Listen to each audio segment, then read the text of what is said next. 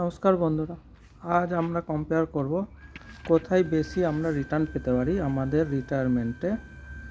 আমি যদি আমার এখন বয়স 30 বছর ধরে নিই, তো আসুন দেখা যাক ক্যালকুলেট করে কোথায় আমি বেশি রিটার্ন পেতে পারি। সবচেয়ে প্রথমে আমি দেখব আমার ব্যাংক অ্যাকাউন্টে আমি যদি প্রতি মাসে 300 করে ইয়া 500 করে যদি আমি ইনভেস্ট করি, তো সেটা 30 বছরের জন্য যদি ইনভেস্ট করি, তো সেটা কত টাকা হবে। তো সেটা ধরে নিলাম আমরা রেকারিং ডিপোজিট করছি, 500 টাকা করে মাসে ইনভেস্ট করছি 30 বছরের জন্য, আর তার সুদ হচ্ছে 8%।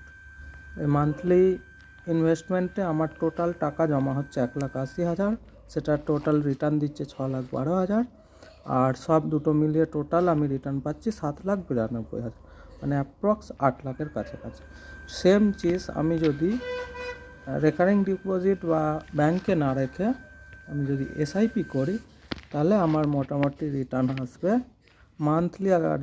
মান্থলি আমি যদি 500 টাকা করে ইনভেস্ট করি, সেটার অ্যাপ্রক্স রিটার্ন যদি 12 নয়, আর এসআইপির মিনিমাম রিটার্ন 15%ও আমি যদি ধরি, এবং 30 বছরের জন্য যদি আমি ক্যালকুলেট করি, তাহলে আমরা রিটায়ারমেন্টে পাবো একেবারে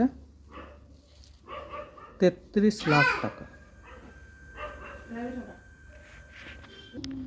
তো রিটায়ারমেন্টের জন্য আমি যদি ব্যাংকে জমা রাখি, সেখানে আমি পাচ্ছি মাত্র 8 লাখ টাকা, এবং এসআইপিতে যদি জমা করি সেখান থেকে আমি পাচ্ছি 33 লাখ টাকা।